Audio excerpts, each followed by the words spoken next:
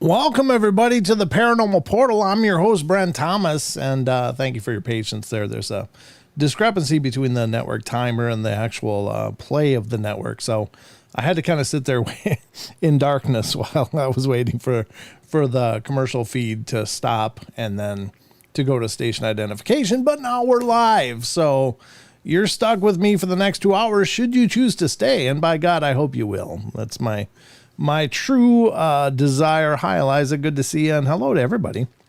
B. Mora. Good to see you. Aisu. Good to see you. Grumpy Owl. John Temprin is here. Lucky Gypsy. John Stevenson is here. Eliza Gilner. Rachel. Mom. God, there's so many. You guys are just getting in there. B. Mora is here. Matthew. And Matthew. I don't know who Matthew is, but the Ghost Rider said hi to Matthew. If you're out there, hello. Good to see you. Jeanette is here. Hello, Jeanette. And I'm just saying hello. Cosmically Divine. That's a newer name. It might be a rebrand, but it's new to me. So welcome to the show. I'm glad you're here. Checking it out. Drake C is here. And I think that's it. John Stevenson actually won the race getting in the door. He was the first one tonight. Which is usually Sugar Britches. She's usually in about 5 minutes before we launch. So very cool, though. Welcome, everybody. Rachel, good to see you. Thank you so much for being here. Rachel Gets It Right is one of our amazing mods. I am truly fortunate to have some of the most incredible mods on all of YouTube. You guys are amazing. Always so supportive. Thank you to the members. YouTube members, you guys are doing so much to help keep this all going, and thank you so much for your contributions, and to those of you that super chat and just give a like if you subscribe, if you hit the bell, all of that. And especially those of you that recommend the portal to people you know. So we got a lot of things going on tonight. Again, it's Friday night, so Sheldon will be along eventually. He's not quite here yet, but he'll pop in probably at some point as a disembodied voice and freak me out, which is what he usually does. Doesn't really freak me out. I recognize his voice, of course, right away, but it's nice that he comes in on one of his weekend nights to hang out with us. I can't believe I was the very first person in today. Yeah, me too, John. No offense, but I was surprised, and that's cool. Thanks for being right away in the door. Great to see everybody. Karen Alberding, how you doing? Wonderful to see you. Karen's been a longtime friend, and she's made it the journey to several of the conferences that Don and I showed up at. So it's been wonderful to get to know her and her husband. Wonderful people. Thank you so much for all the love and support, as always. And speaking of conferences, God, I got to get this open. I'm not quite as prepared as I should be, but that's kind of how it goes here on the portal. It's not like I actually have a plan most of the time, although I do pretend to have a plan a lot. What the hell is this? I don't need all that open. Anyway, my filing system, you guys wouldn't even believe it. I don't even know how I find anything on this computer because I keep having different ideas of how to file and categorize stuff. And then I end up with weird folders here and there and everywhere. But somehow I do it. And what I want to talk to you about is because June 17th is coming up fast. And that means, of course, that so is the Spokane Valley Sasquatch Roundup, folks. That's going to be coming up here in June 17th, coming up soon. And I just talked to Stephen Major just a few days ago. He, of course, is the founder and guy in charge of Extreme Expeditions Northwest, LLC, who is sponsoring this event. And he said that the tickets are going fast, very fast. In fact, if you're possibly going to make it, please get on the horn. If you want to do the VIP dinner, you do have to buy those in advance because that takes extra planning in deciding how many meals need to be provided and such. So you got to do that as quickly as you can. But there is general admission at the door. Should you just find out, hey, I can make it, I'm going to go check out that event, you can just show up. But if you want any of the VIP packages, by all means, buy them in advance because they won't be available at the door because that requires the pre-planning for the VIP dinner, which follows all of the speakers. So, as you can see, Jeff Meldrum will be there. Fantastic guy. Cliff Barrickman, I met him several times. Fantastic guy. Ken Gerhard, who's just one of the nicest guys in the field. Just truly a genuine and wonderful guy. I just have loved having the opportunities to hang out with Ken and talk with him. Just a fascinating guy. And then there's Michael Freeman, who I haven't met, but I'm looking forward to meeting. He's the son of Paul Freeman, and he's the Freeman footage you may be familiar with if you're into Bigfoot.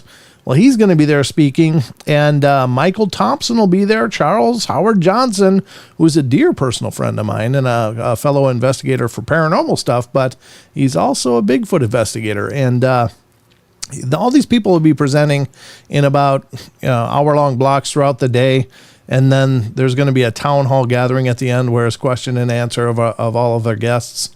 And I'm going to be emceeing this thing, so I'm a little bit nervous about this because it's one thing to sit in a studio behind a microphone and a camera, but it's another thing to actually be the guy on stage, so it'll be fun. It'll be a great experience. I'm really looking forward to it.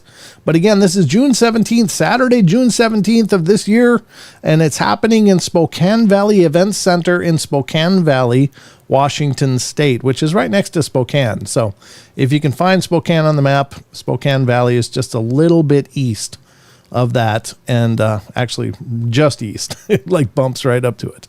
So should be an amazing event. And if you want more information or more knowledge, or you're looking for the VIP tickets, then head over to exnorthwest.com. Again, www.exnorthwest.com. and that'll help you get situated with tickets and stuff. And if you're looking for the pre-sale and the VIP package, because the VIP dinner is going to be following all the speakers. 9 a.m. to 5:30 p.m. are the speakers. And then the VIP dinner is from 6:30 to 8:30 p.m. when the doors will be closing. That's it. They're going to kick us out. So it's a one-day event. So if you're in the neighborhood or can be in the neighborhood, I'd love to have a chance to meet you. So stop in.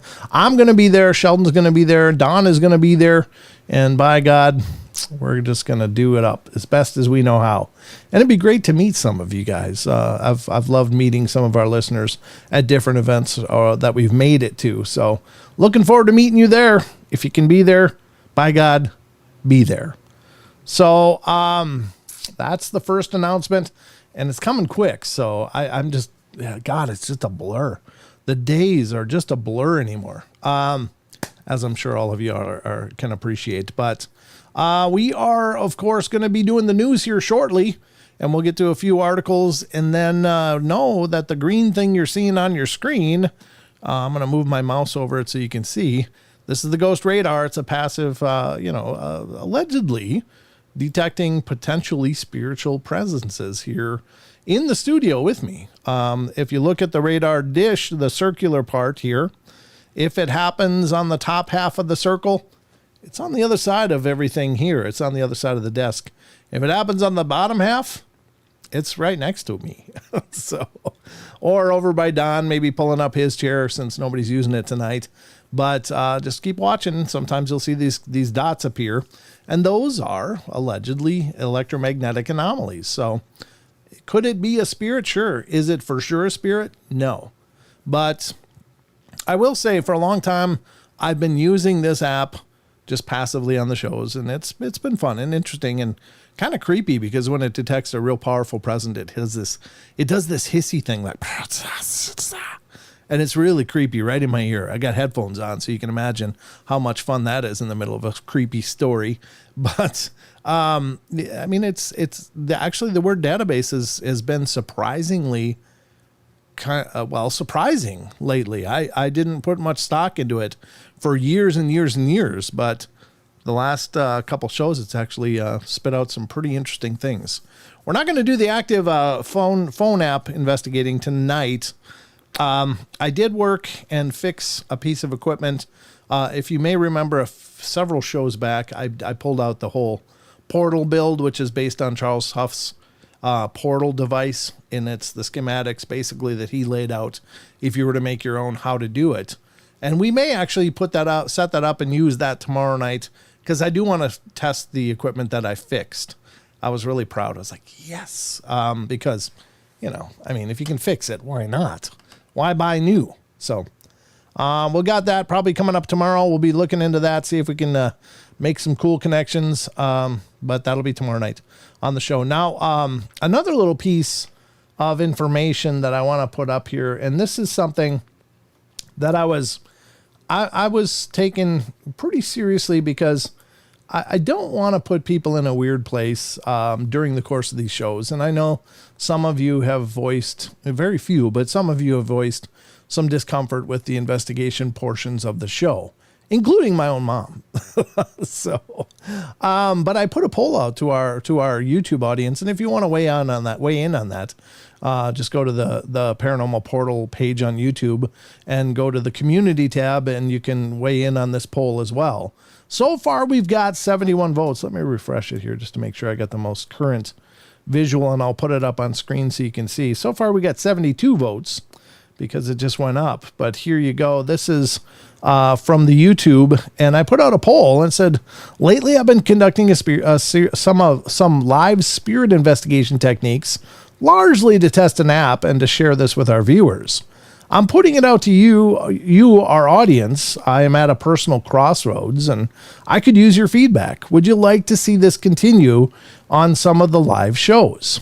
And so far, it's been pretty astronomically yes. 72% of you weighing in so far have said, yeah, you would like that to continue. And so, 28% of you have said, no, stop doing this. I do appreciate all the feedback, and I will, do my best, obviously, throughout the course of those to be very careful and not to introduce anything that might be creepy and weird and horrible. I'll be doing a little prep work before tomorrow's show to try to mitigate that and to guard against it. But anyway, we're going to dig into more of that tomorrow night here on the show.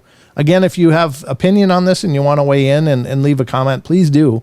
It's not for sure. I mean, another 150 of you could suddenly weigh in and say, no, don't do it. And then I'll be like, oh, okay, I won't do that. But as it stands now, it looks to be predominantly yes. You guys are enjoying it, and I appreciate that because I think it is very interesting, and it does kind of put you in the seat of actually getting out there and doing it, even though it's removed. I mean, you're not exactly here, but as we've seen throughout the shows, sometimes the messages aren't for me. Sometimes it seems they may be for some of you. So take that or leave that. But anyway, that's the update on that. I just wanted to bring it to all of your attention because, I do value your opinion on this. I think that it's important that you guys have a voice in what I'm doing here on the shows, both good and bad. I mean, if there's something you don't like, let me know. I've certainly made adjustments based upon feedback that I've gotten. And as long as I feel like it's constructive feedback, because sometimes you just get the casual dick that just stops by to be a jerk, it's like, okay, well, then I give you comments from the cheap seats where we highlight some of those. And I don't get them often. I get them very, very rarely. I've really managed to do real well with a really wonderful community of people that stop in and comment and check out the shows in the community tab on the regular Paranormal Portal page. Okay. All right. Thank you, Maggie. I appreciate that. Thank you for that clarification. Yeah. Hello to you, James. Good to see you. Thanks for stopping in and being a part of the show. So anyway, I guess without further ado, let's get to some news because we got a lot more to go through tonight here on the show. So hope you're ready to be informed, and I'm hoping that I can inform you. Is that even grammatically correct? I don't know, but it's what I'm rolling with. So let's check it out. It's time for the news.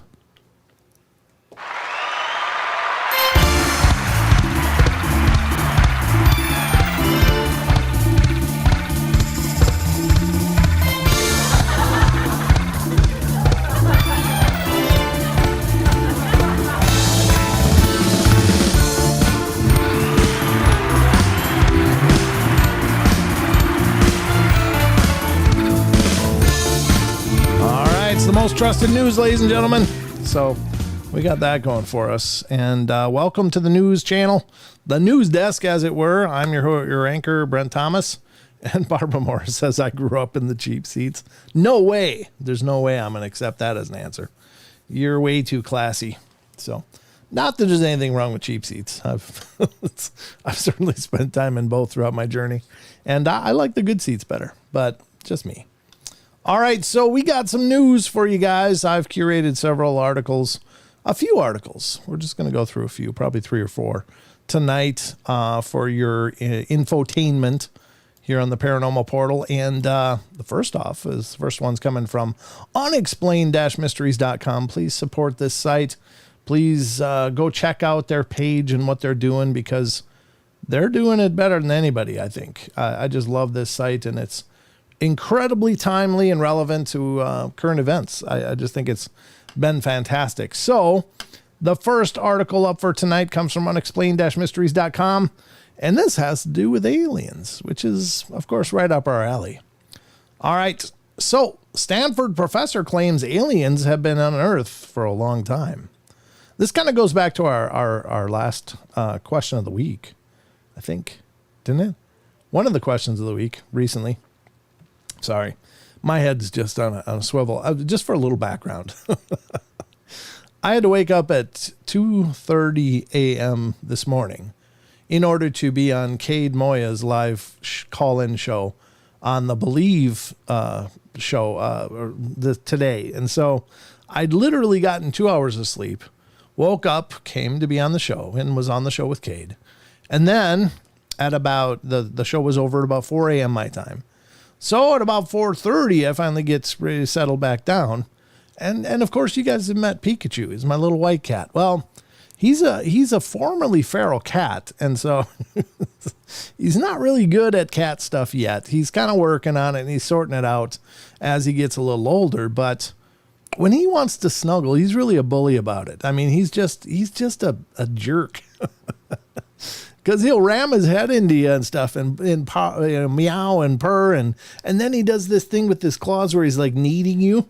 And he was doing that to my leg as I'm trying to fall asleep.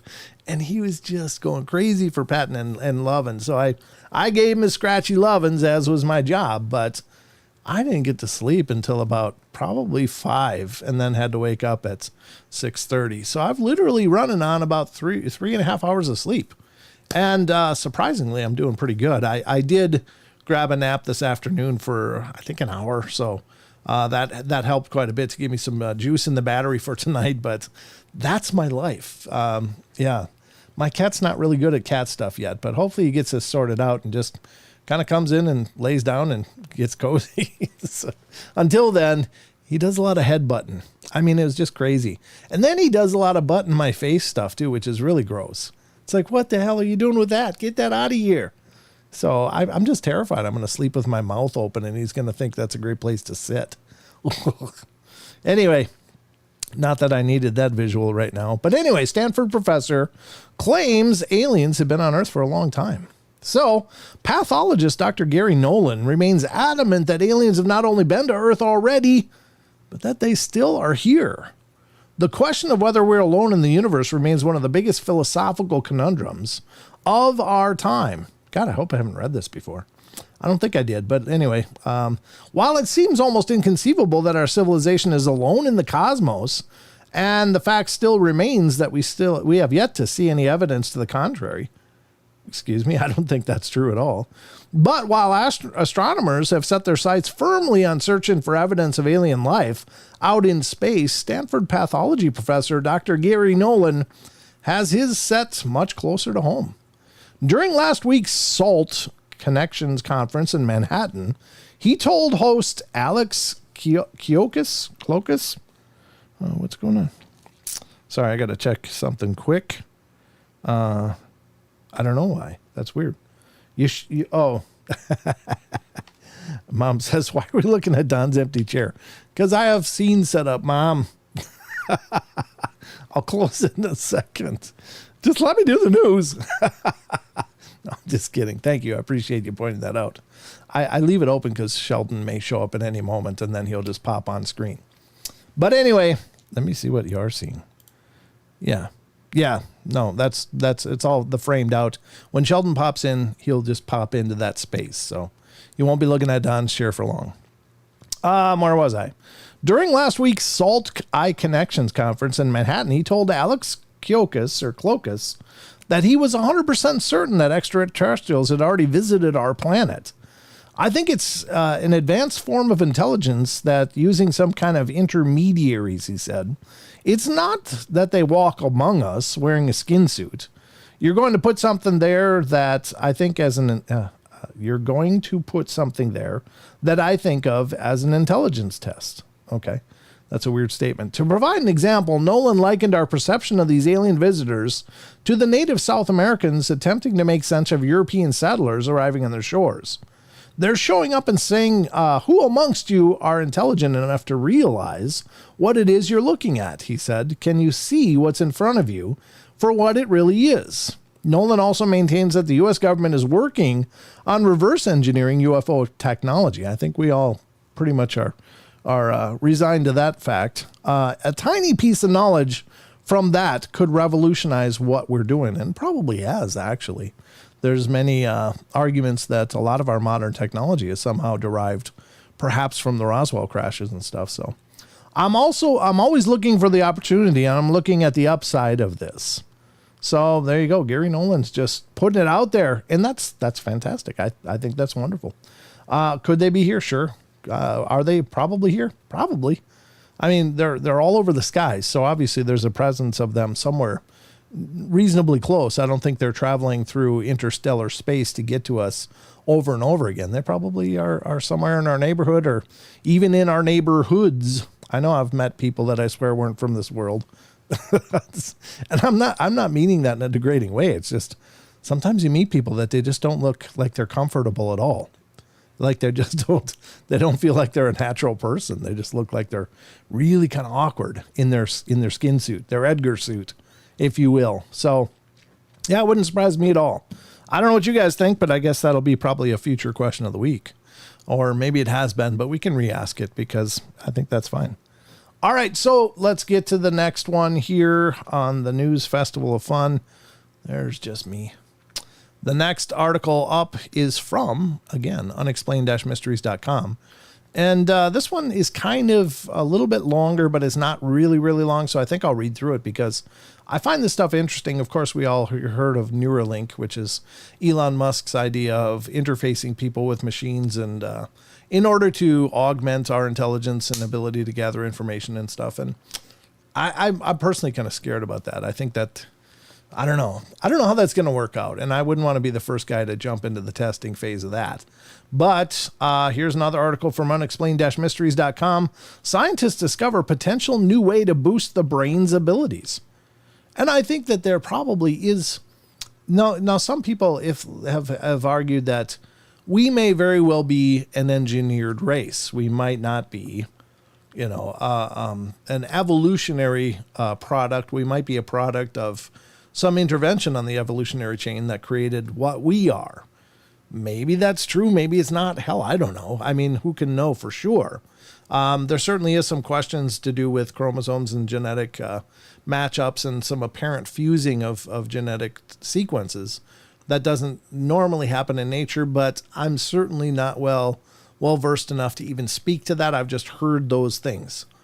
But along with that, some people have suggested that if we are engineered and we're engineered by an intelligence, maybe they capped us. Maybe they kind of went, well, you've got some of our DNA, but we don't want you to have like all of our knowledge or whatever. So we're just going to kind of cut that part off or cap it or lock it down somehow. Maybe it's some weird protein that they introduced into the genetic cycle. Who knows? I mean, God only knows. And I'm kind of talking out the side of my face here because I really don't know enough about the mechanics of genetics or how all of that works. But what if there are some ways or methodologies to uncap that and to help us to realize our potential? And it's an old adage that we only use a very small percentage of our brain ability throughout the course of our life. I think we use various portions of our brain at various parts of our daily lives, but we don't seem to ever use all of it.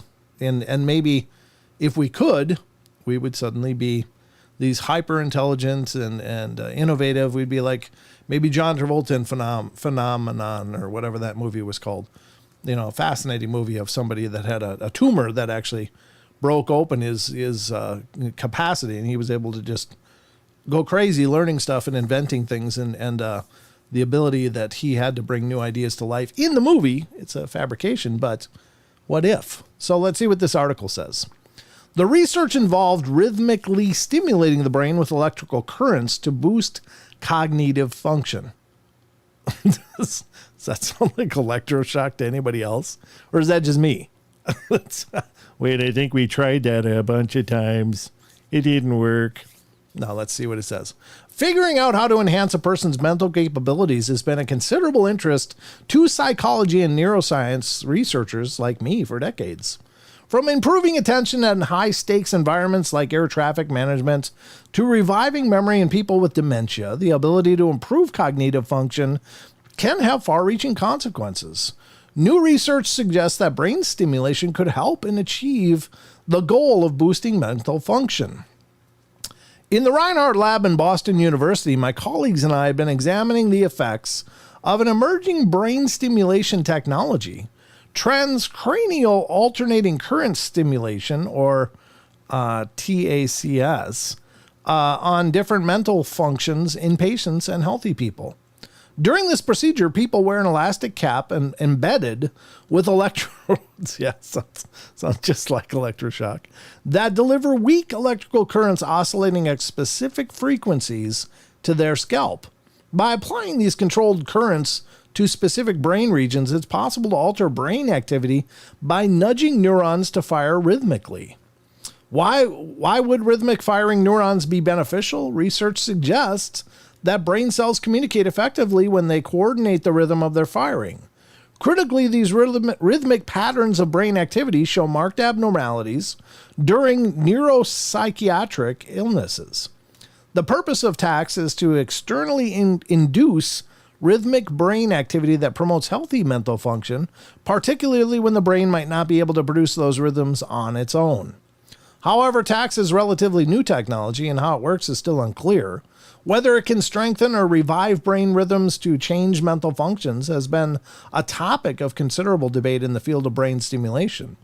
While some studies find evidence of changes in brain activity and mental function with TACs, others suggest that the currents typically used in people might be too weak to have a direct effect. Yeah, just turn it up. Why not?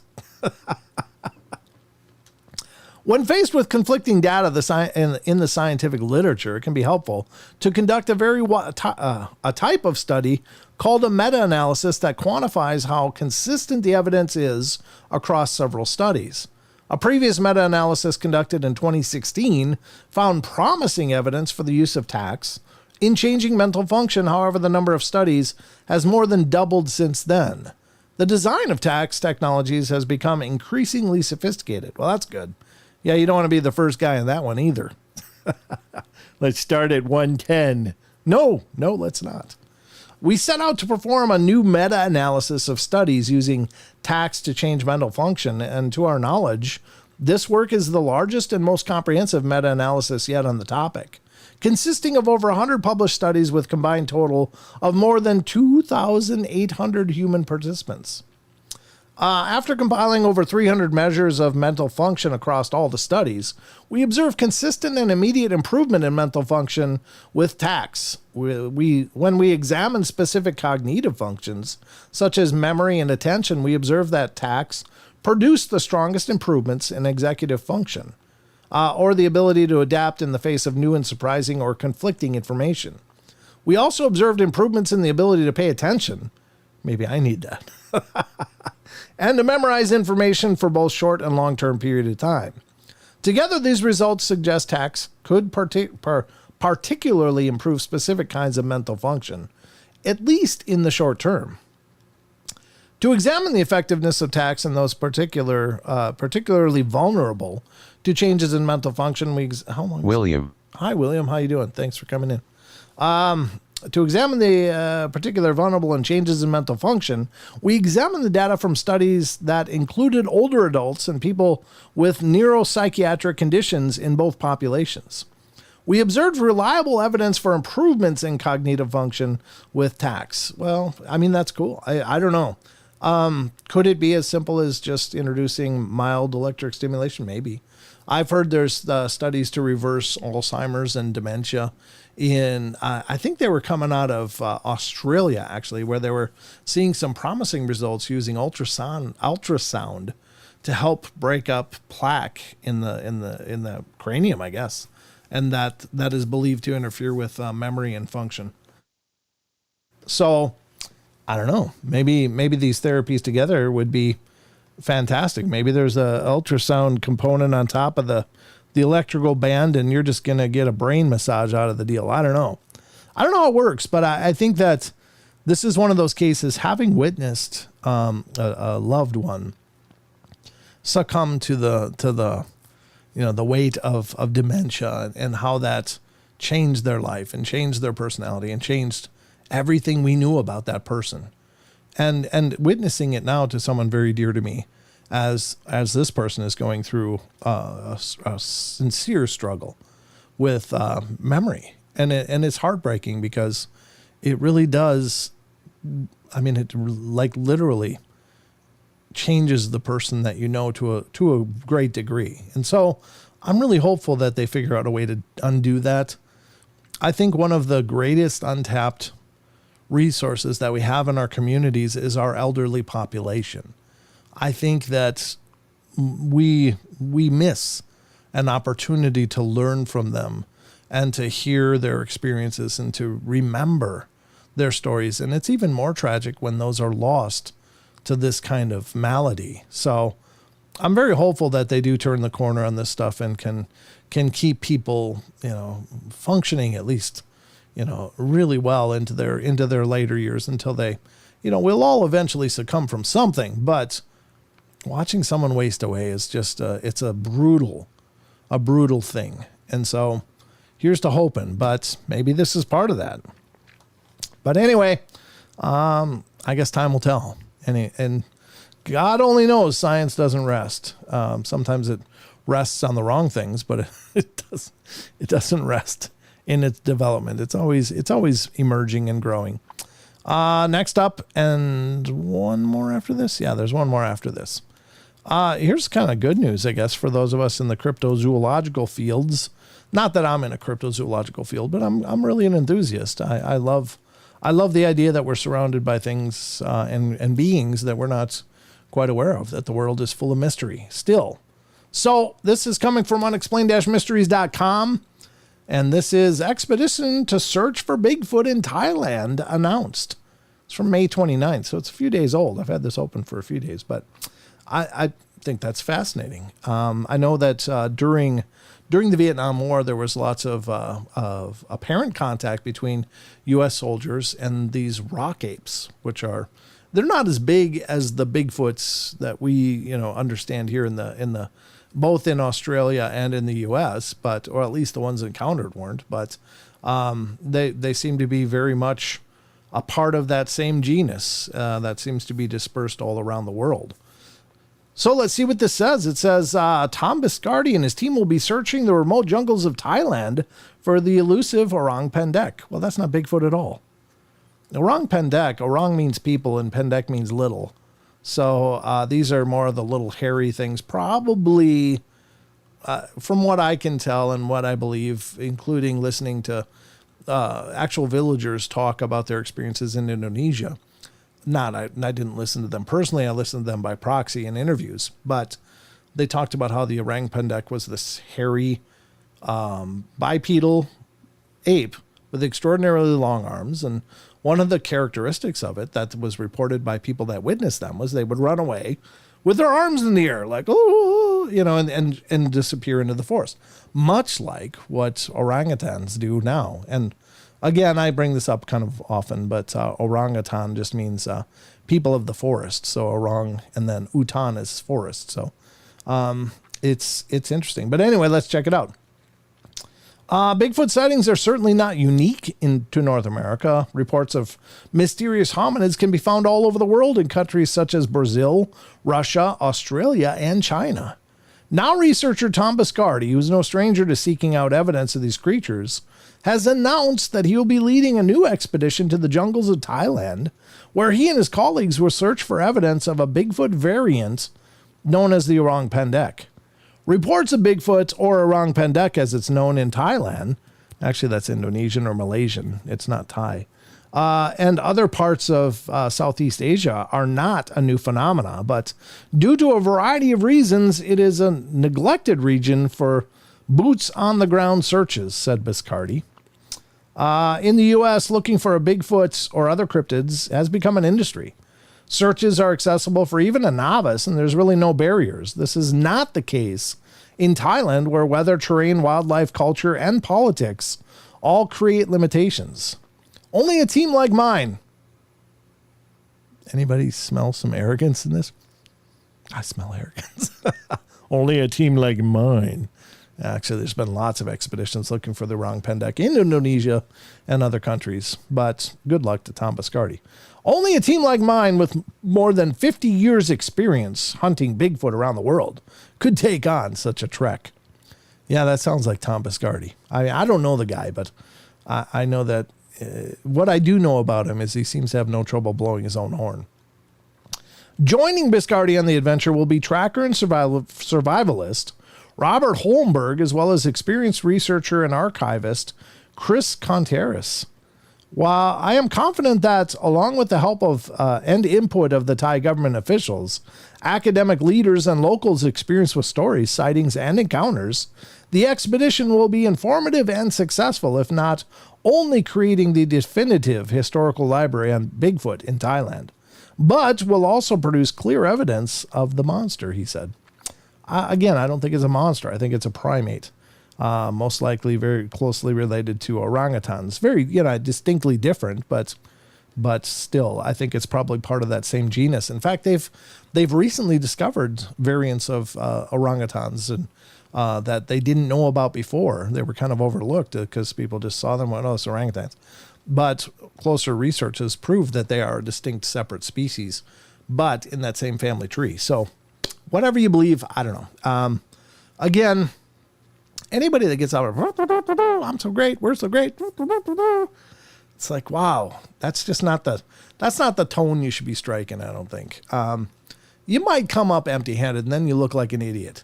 So it's better to start with a little humility and a lot of ambition, a lot of excitement, but humility should be measured in there somewhere, in my opinion.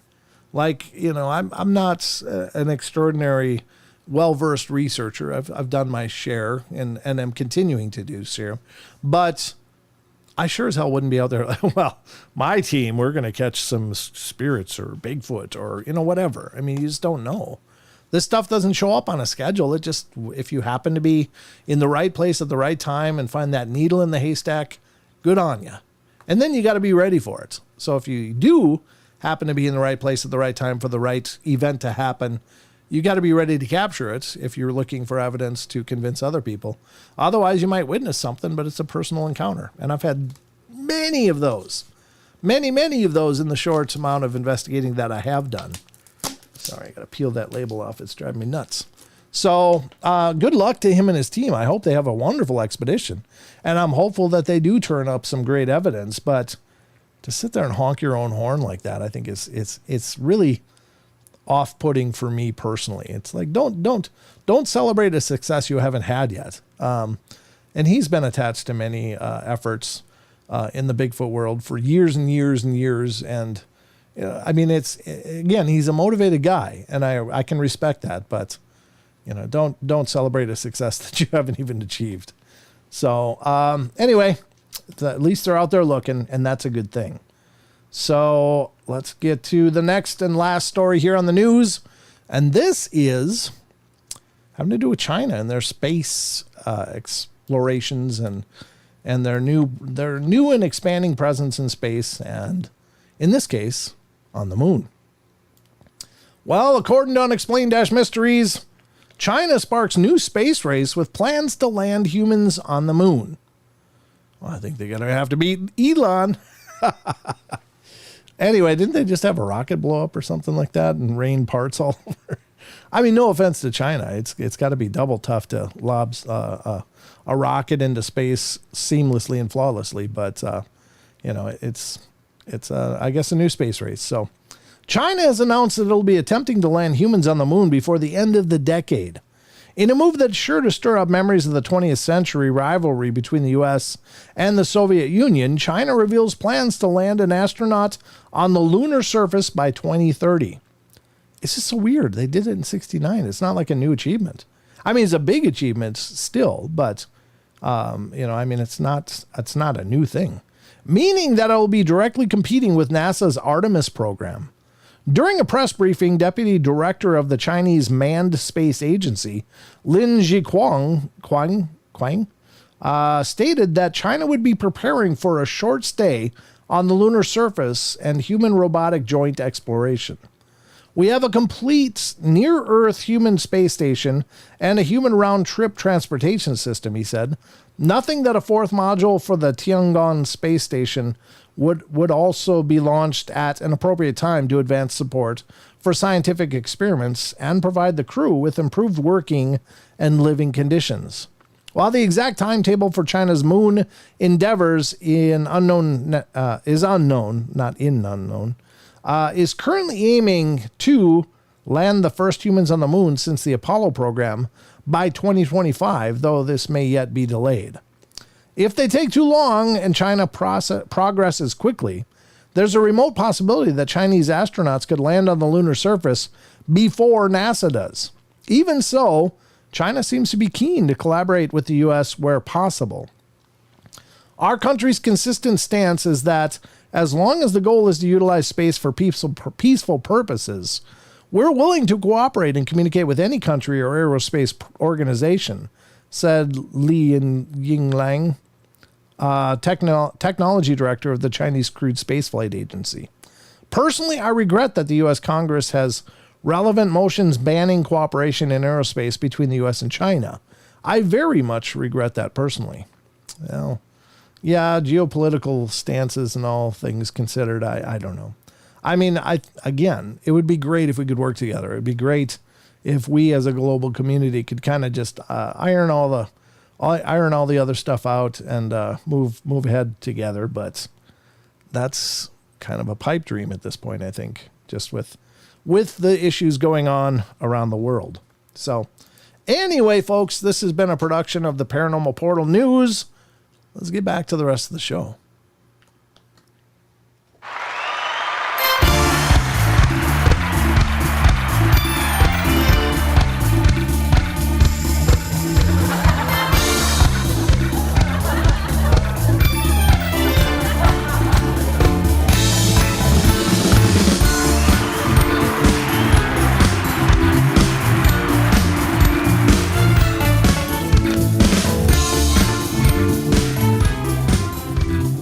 I might actually have to change the music now because, my God, every time it plays, in my head, I keep hearing, dun, dun, dun, brown chicken, brown cow from Dawn. It's polluting my head. Well. Dawn's not here tonight. I know. It is me. It is, but you don't usually say brown chicken, brown cow when that sound comes on. True, I don't. You don't. Welcome to the show, buddy. How you doing? I am doing good. Feeling amazing since it's Friday. Oh, the loveliest day of the week. Hope you are all out there feeling the same as me on this wonderful Friday night. How about you, Dad? How are you feeling? I'm good. I got a bit of a neck ache, but I'm doing good. I don't know. I think this desk is probably too high and this chair is too low, so I'm kind of like a kid at the table trying to eat his dinner with the fork up to your face, you know. Gotta get those adjustable monitors. No, it's not that. I probably need an adjustable desk, to be honest with you. But anyway, enough about me. It's good to have you here, buddy. Thanks for joining us. How long you been there? I've been here for approximately 1 minute. Oh, okay. Well, good to have you here. Thanks for making it and being a part of the journey, as always. Yes. I don't know if I've missed anything in chat. What is it? I hear the same thing every time now, too. Oh, Chucky says that. Yeah, exactly. It's like stuck in my head. It's like an earworm from hell, and I can't get it out. So I might have to do the news theme song a little differently. That was built by Mr. Wes Germer of Sasquatch Chronicles. That whole transition, and it's brilliant. But God, I just hear brown chicken, brown cow every time now. Dang it, John, you wrecked it. No, it's fine. I got a big compliment from home health nurse today. Oh, good, Karen. I'm glad you did. Nice. And Jess says, hi, Sheldon. Hi, Jess. And hi, RJ Windwalker. I'm looking at. Hi, Chucky Danger. Very cool. Actually, B Mora. Why don't we do some shout outs quick before we get to the Discord question of the week? So if you want to shout out, ladies and gentlemen, type something in chat so that we can see your name appear on the list. If you don't want to shout out, just kick back and continue to enjoy the dulcet tones of myself and Sheldon. That's right. So let's see who I'm saying hi to today. Hello, B Mora again. Hi, Brandon Joe. Hi, Chucky Danger. Hello, David Barnes. Hello, Deb Varner. Hello, Drake C. Eliza Gielner. Yep. Hello, Grumpy Owl. Hello, Harry Baby. I like the name. Harry Baby. That's a new one for me. How you doing? Good to see you. Thanks for checking that out. I think I'm pronouncing this right. Isu Reloaded? Yesu Reloaded? Isu? I think it's Yesu, I think. Yesu Reloaded. Okay. Hello, Isaac Areola. Hello, James. Oh, God. Oh, no. What's Fade. James Fade. Oh, no. I What? can't. I don't know. You can't read it? I'm gonna let me pull up the butcher it. questions. Let me see. It's James Fedke. Okay. Fedke. Thanks for making me look bad. Well, I've only got a few more years on my tires than you. I've been saying more names than you. But anyway, continue. Okay. All right. Hello, Jaron Daniels. Hello, Hey, Jaron. Jeanette. Jessica Mink, John Stevenson, John Temprine, and of course, Justin Faux Arsonist. Yeah. K Love Consquatch, Karen Alberg, Kristen. Karen Alberding. Karen Albert. Oh my God. Alberding, yep. And Kirsten Leah. Yep. Maggie M10, you're here. Private Paranormal with Joey and Stacy. Hello. Jody. God, I am off today. I'm so sorry. It's okay. Everyone. Don't worry.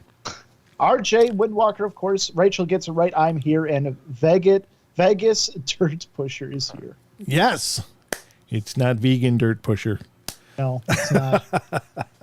All right. Welcome, everybody. And thank you so much for being a part of the show. If we missed your name, just yell at Sheldon in the chat. Yeah, please do. Yell at me a lot today. I need the focus. Did you have a good day, by the way? I had a good day. Tiring day, but a good day. Okay, good. It's Friday. Well, you know what's good, Sheldon? Discord questions of the week.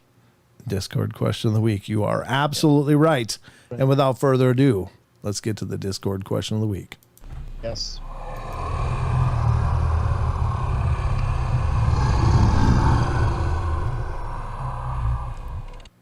All right, ladies and gentlemen, welcome to the next segment of our show, which is the Discord question of the week.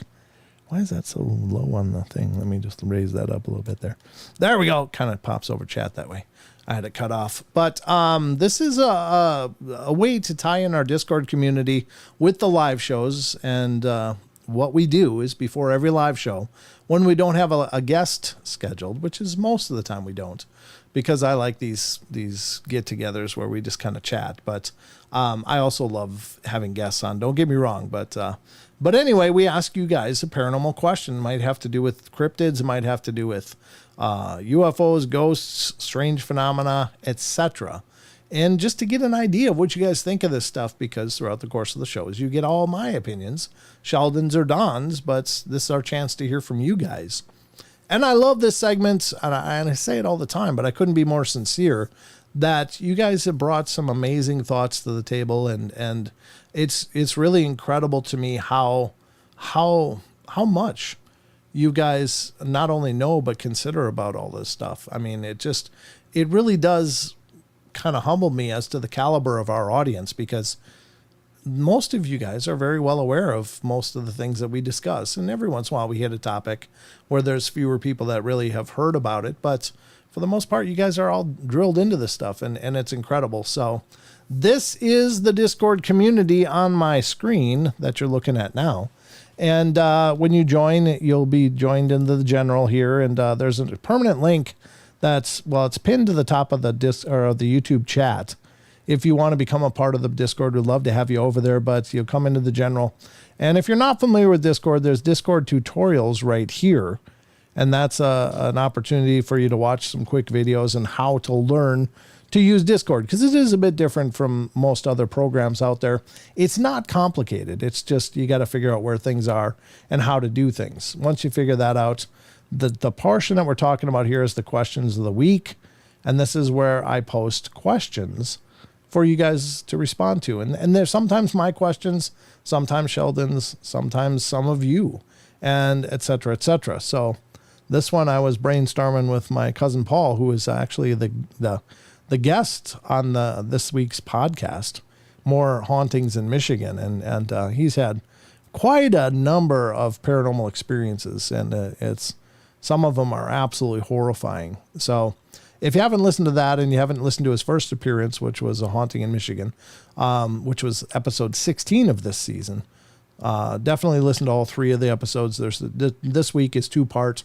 Part 1 was on Monday. Part 2 was on Thursday released. So there's 3 episodes with Paul and I talking about his experiences, but they're all absolutely incredible. So Sheldon, do you mind? I'm ready. Okay. So, question of the week, Friday show. Wow, we have made incredible strides in our technological development in the last 150 years. There is evidence to suggest that there have been previous civilizations that existed which were technically superior to us even now. What do you believe happened to these other civilizations? Was it some natural disaster that caused everything to reset? Was it some form of extraterrestrial intelligence that may have wiped our planet clean, or something else? Or do you think these theories are just sensationalized ideas of a past that never existed? That's a great question. Oh, thanks. Yeah.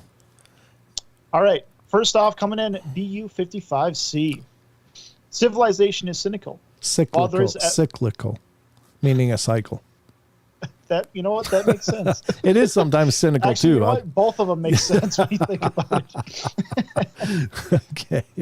All right. But while there is evidence of being a higher technology in past civilizations, usually come some calamity with shatter it, resulting in a loss of the technology. If this had not happened, we would be at the level of Star Trek right now. Yeah, no question. In fact, that is the reason the Mayan calendar ended the way it did.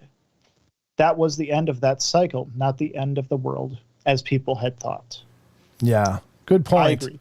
Yeah, I remember all that controversy about the Mayan calendar. Like, oh no, it's going to end. It ends in 2012. It's because that's the last date. It's like, yeah, but it's a wheel. I mean, it wasn't a block. It was a wheel, and wheels rotate. So either there's another cyclical calendar or it's a reset. You just start over. And, because, I mean, it's an old adage, history repeats itself. So, but that was my take on it. It's like, no, it doesn't end. It's a circle. And circles, it's like saying, well, you got new tires. You got a good 6 feet of new tire, and then you're kind of in trouble. No, you just keep driving, and the tire keeps spinning. It keeps supporting you. So, what were they, that's actually question I have about the Mayan calendar. What were they measuring with it? Why did they measure so far out? Well, it was dates. I mean, I don't know whether it's prophecy or what. Was it some form of astronomy or astrology?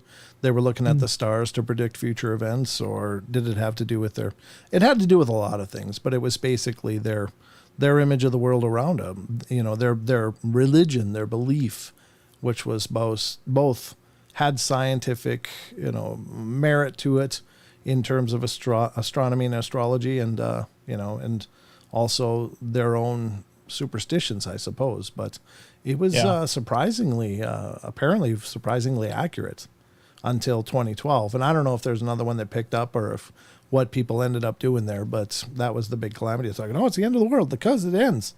So anyway, continue on. All right. Next up, we have Paradox Fossils saying, I think we all have been involved, and we all have hidden memories of being there.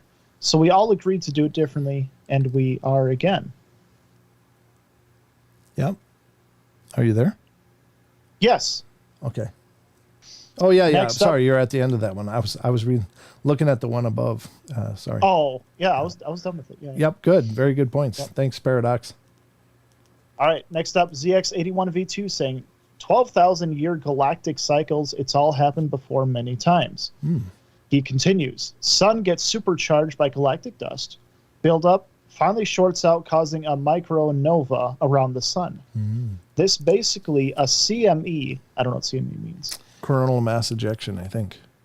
Oh, that just came to me. Nice. I don't know where the hell that came from, but it just came. It's a coronal mass ejection. I'm like, who said that? All right. So this is basically a CME, but from above the surface on a huge scale. This spits out megatons of materials and blasts it outwards. This also explains why the isotopes found on Earth still have half-lives. Things that could only be created by a nova event. Oh, that's a good point. Wow. Okay. Maybe every time this happens, they know it's going to happen and help the select survive the apocalypse. Apocalypse don't mean the end of humanity. It means a total change, end of an epoch. Sometimes things closer to home are the cause and overlooked. If you don't know the event is happening or understand why, it's too late. This is why there are so many underground cities. They knew it was going to happen and hid underground. Melted stone is also proof of the events happening in some ancient buildings. Huge temperatures are required enough to vaporize bone. Thus, you never find bodies of the vanished tribes. Oh, I never thought about it that way. Oh. Mm-hmm. Perhaps they got a lift off this rock before the end of the epoch occurred. Wow. Yeah. That's incredible. Very good, very interesting take, and I appreciate that theory. That's very powerful. Wow. Very intriguing details there. Wow. All right. Next up is Mora this, Mora that. Saying, I think this whole planet has had many civilizations during her life. Mm-hmm. We only have the stories and interpretations that are in our past history, or our present, oh my God, history. Here's a question for everyone. If the planet has tectonic movement, then how many other civilizations may have been superseded? Hope this is the correct verb. Out of existence by Mother Earth herself. Simple food for thought. Yeah. Yeah, it's true. I mean, of course, the polar shifts apparently did wipe out a lot. I don't know. I mean, there's apparently old maps that show Antarctica as a tropical place, potentially. Wow. It's a bit controversial, but there is a claim. There's an old map that was, I guess it was discovered in the 1500s, and it appeared to show Antarctica as a tropical location, and now it's under miles of ice. So creepy. Wow. Imagine if there's land under all that ice. Oh, there is. Yeah, there's land masses under there. Sure. Yep, they know that. They've done radar and test drilling and stuff. So there's no. Oh my question. God! This whole time I thought it was just big blocks of ice. I didn't know. I thought it was just a big thing of ice. I didn't know. Well, that's what's on top, Sheldon. That's right. You're on top. That's All right. Well, glad to have you with us. Where are we going next? All right, I'm moving on. So the Celtic Thorned Rose says, I believe this world has been through many epochs and many different civilizations. Whether we can find proof or not is a different story, as there have been so many destructive events on Earth in the past that evidence may have been obliterated. Graham Hancock believes that there was a thriving advanced civilization before the end of the last ice age.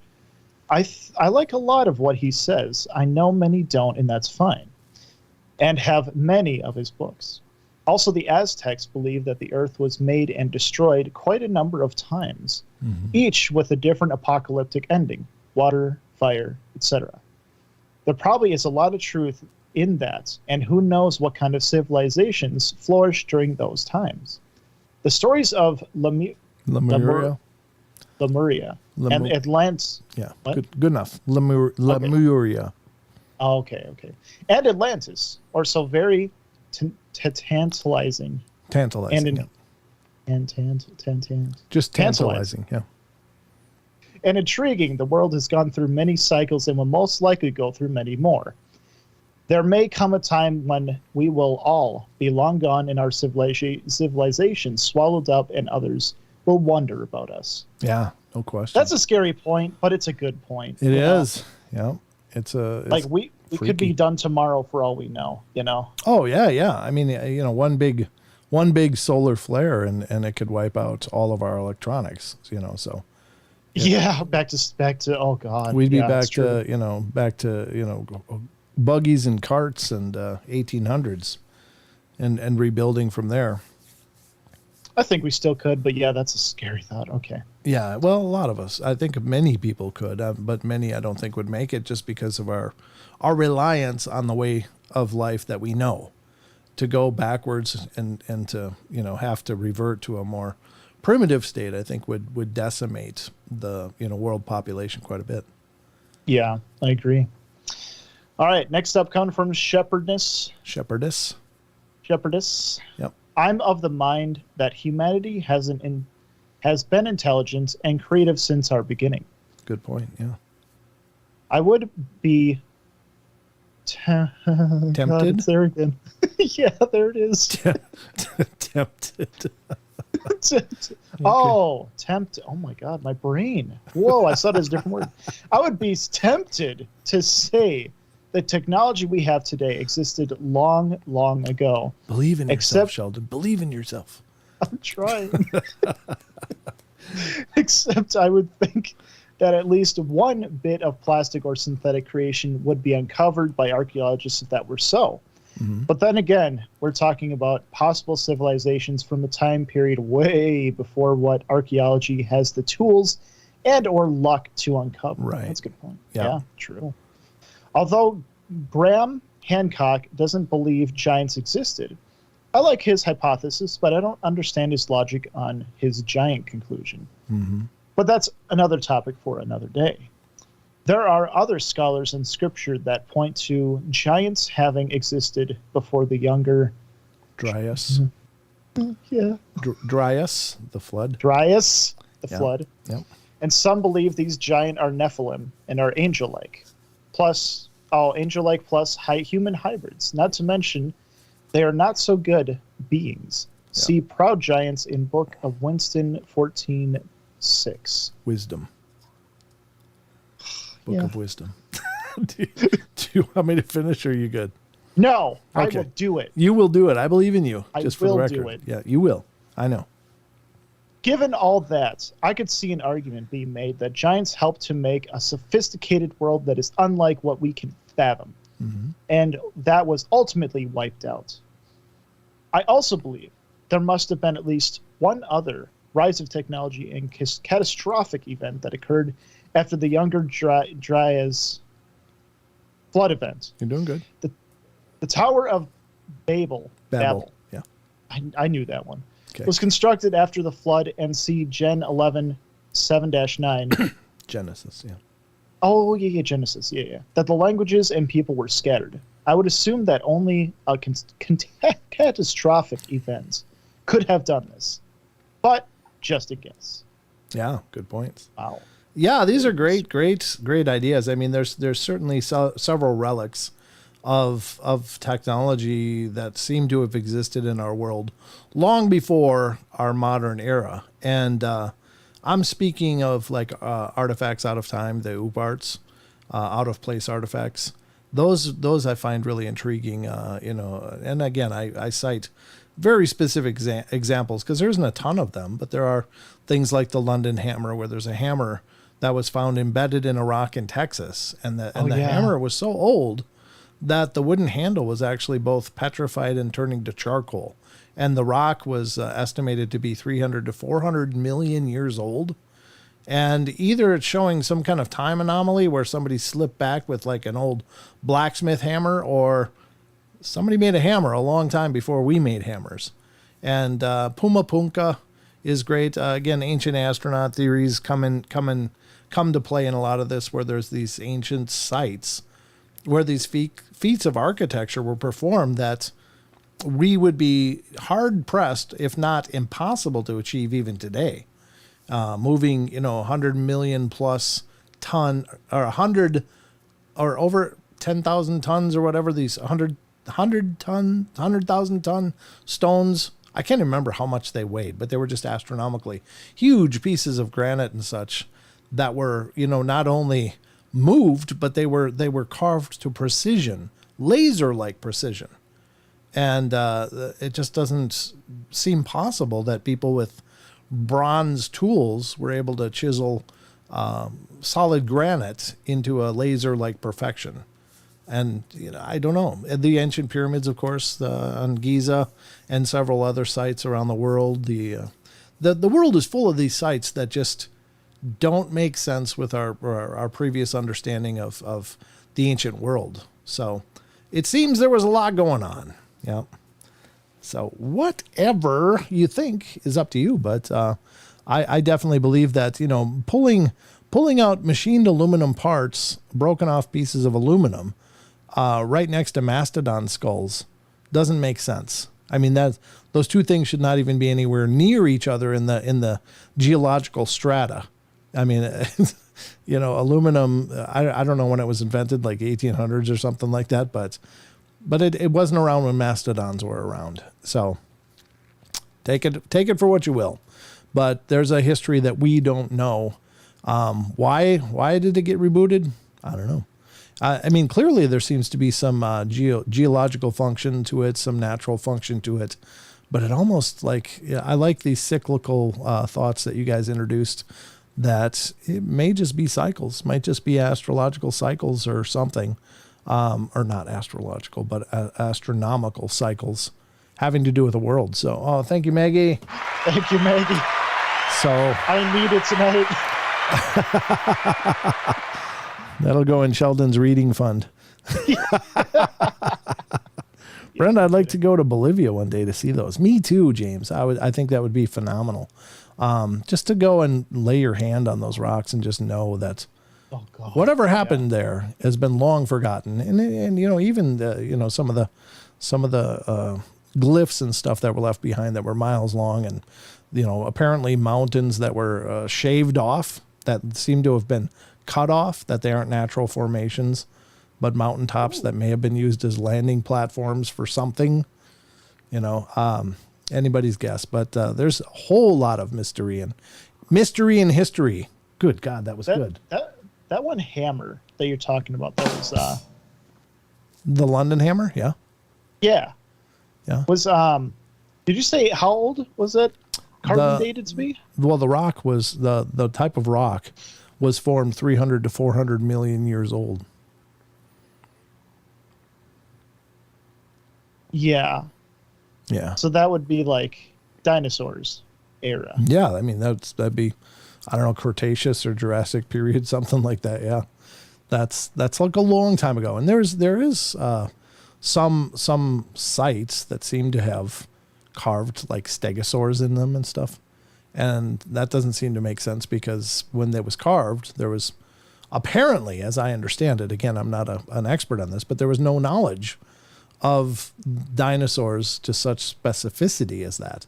Is it possible they dug up one and just figured, well, this must have looked like that? Maybe. But is it also possible that they saw them? Maybe. So, anyway, who knows? Yeah. Who knows? But we have one more comment. I don't know if you saw it. No, I didn't. Go ahead. Jody, last comment coming. I will do this. Jody, Private Eye Paranormal. Good. Private Eye Paranormal saying, I definitely believe there was a reset. Likely multiple. How else can you explain the full cities found buried underground and underwater? There's a lot of buried history. Plus, who can explain how he built such elaborate buildings and temples on horse and buggy and dirt roads? Yeah. You'd think if they took the time to build building we can't even duplicate today, they'd take the time to make good roads. Makes one wonder. It makes one wonder. It makes you wonder. Yeah, exactly. And it does. I mean, there's evidence apparently under the surface of, I think, the Atlantic, of some ancient roadways that somehow are in the sea now. And certainly that could have to do with some major tectonic shifts or flooding or whatever. But yeah, I mean, the surface of our Earth changes. The one thing that we haven't been able to adapt to completely, even in the modern age, is natural disasters. Like when we can build these structures, superstructures, that can withstand up to 7 magnitude earthquakes. But what if it's a 9? What if it's a 10? Then it's rubble. It's just, we're getting better. We're getting, more adept at things like that, and even prediction. But, even then it's still a roll of the dice, because we don't have the world tamed. We don't have the forces of nature under our control. So, I think, yeah, exactly. I don't think we ever will. I think that, quite honestly, I believe the Earth is a living thing. It's an organism of its own. And just like our bodies, sometimes you wake up with a sick stomach. Sometimes you got diarrhea. Sometimes you feel great. And you don't know what you're getting until it shows up. Well, I mean, even think of it like this. Like, what's the highest magnitude earthquake we've ever had? I don't know. I imagine a 10, because I don't know when or where, though. I think some of the, like the Haitian one, I think was maybe a 9. So well, I mean, imagine this though. Like that's just as far as we've seen. Imagine what the world is fully capable of doing magnitude wise. well, yeah, There could be a 15 waiting to happen. yeah, you don't know. I mean, it's just based on. I think they base it on geological evidence of the history, and along with modern evidence of current testing. So, I think they've come up with this scale, and I don't know what it's named, what the name of the scale for earthquakes is, but I guess Richter scale. Now it came to me, the Richter scale. That's right. Yeah, because the tornadoes are F, and I think it's the Fuji scale or something, or Fujima scale for tornadoes. Hurricanes have their own, maybe the same as tornadoes, but it has to do with wind speed and intensity. But yeah, I don't know, folks. But anyway, thank you so much, everybody, for weighing in on all this, because, again, this is why I love this. You guys, you brought things. I haven't read much of Graham Hancock. I did watch his series on Netflix, and I've, of course, read excerpts and articles and interviews on him. But I think I got to get a hold of his books because they sound really fascinating. And I think he's an incredible figure who's put himself out there, and he takes a hell of a lot of abuse. But again, he's bringing ideas to the table, even if they're not entirely correct. He's still making people think, and he's challenging the status quo, which I think is abundantly clear. We need to challenge the status quo because things didn't happen the way that we're told. I think we can rest pretty confidently in that there's enough questions as to past events and how they did things that we couldn't even duplicate today. It's like, yeah, that's not a Bronze Age civilization doing that. That's probably much older and much more advanced with a different kind of technology. So, in the ancient Buddhists even have stories of sound being used to move large, enormous stones and to carve rock and all kinds of incredible things. So, whatever you think, but I think it's worth exploring because. Graham Hancock is helping to rewrite our history. Exactly. Iesu says, yep. I fear whatever country discovers the brown note. The brown note. It's not a South Park thing. Wasn't Cartman trying to figure out the brown sound or the brown note? Something like that. Make you fill your pants like. Yeah, as soon as you hear it, you automatically. Yeah, the brown note. Thank you, Sheldon. You bring such new and interesting ideas to the table. I do. Anyway, folks, this has been the question of the week.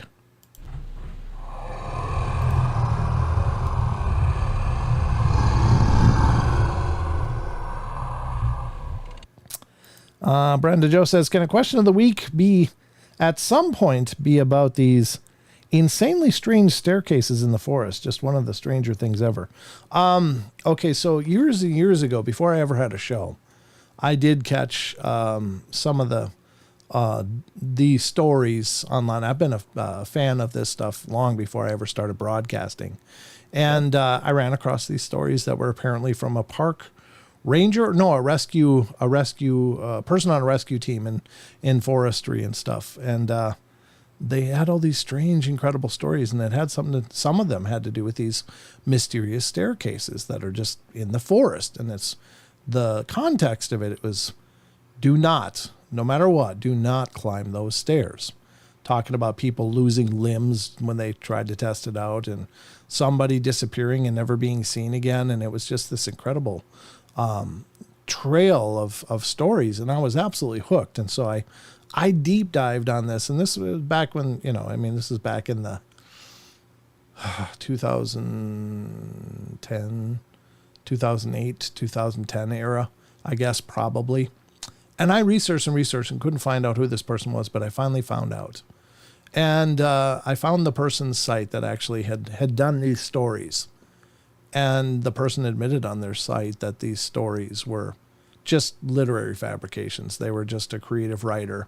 And they were thrilled with how popular they'd become and how they'd taken a life on of their own. But ever since then, I think that any remnants of those, I think there are probably, derelict staircases that are out in forests from old ruins or whatever. And some of the only things standing are still staircases. But I don't think that it's as big a thing as was portrayed, because I think a lot of that came out of the thread of stories from that search and rescue individual, which was actually an author who was just doing some creative writing and put it out there, and it took on a life of its own. Now, if you find things to the contrary, please send them to me. But I really did deep dive on that for a long time because I was fanatical about it. It was like, what in the hell is this? This is incredible.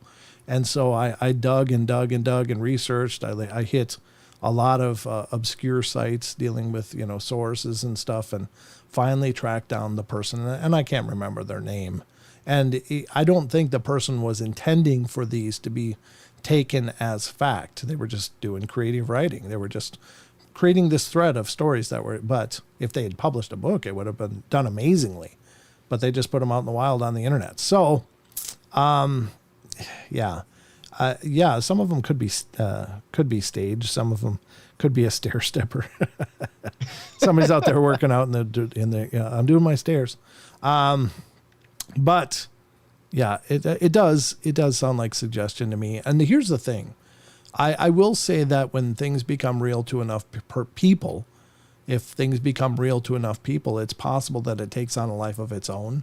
But I think that's more of a manifestation of consciousness and not a phenomena in and of itself. But I did look hard into that and it took me months of digging, but I was just fanatical about those stories and I'd wait every week and wait for the new one to come out. And then I'd read it and be like, oh my God, really? And there's all these stories. And some of them did lean on folklore and superstition, things that I'd heard from First Nation tribes and such in my years of digging into this stuff. But I was so disappointed when I found that. I was like, oh, it's literally the equivalent of. So, yeah. But anyway, if you do see those stairs in the forest, I'd still stay away from them because probably they're not safe anyway. But secondary, if there is weird portals that somehow open because people believe they are real, then you might not want to be on the receiving end of that. So definitely not a stairway to heaven. No, it depends on your definition of heaven, I guess, but. It could be a shortcut to heaven in a way. Yeah, in a whole different way. It's the fast track. Yep. Climb those stairs and they fall and you die. The end. Yeah. But anyway, I just wanted to throw that out there because that was something that I really did an extraordinary amount of searching and digging and researching on because I was so blown away by those stories. And they're still out there. They're still doing the rounds. But once I found that, I was like, oh. And I read that person's page and they were getting these letters like, oh my God, I can't believe those stories are just so incredible. And the guy's like, well, thanks. Yeah, I was just trying to fabricate a story that was really interesting and intriguing and would really pull people in. It's like, oh no. Come on. Well, yeah. I mean, I don't think they intended it to become what it became. It just, people took it to be gospel. It was written. It must be true. And that happens a lot, unfortunately, that there's a lot of that out there. And it does pollute the real phenomena to a degree, but I think it also stands to possibly create phenomena because I think some of this stuff out there mimics expectations, so maybe there's things that mimic it just because it's what people believe. So, I mean, hell, maybe even a tulpa stare. Well, sure. Thing. Yeah. I mean, it's a manifestation of some kind, and I think there's genuinely stairways that are from derelict sites that have long since rotted away and all that's left is a stairway. I think that's a real thing, but it doesn't mean that it's a supernatural bridge or some kind of portal or evil structure or whatever. So just want to throw that out there because that, I do like to correct things wherever I can based on what I know. Now, yeah. Again, if anybody knows anything to the contrary, please email me paranormalportalradio@gmail.com. I'd be interested in checking out other facets of it if there are more, but yeah.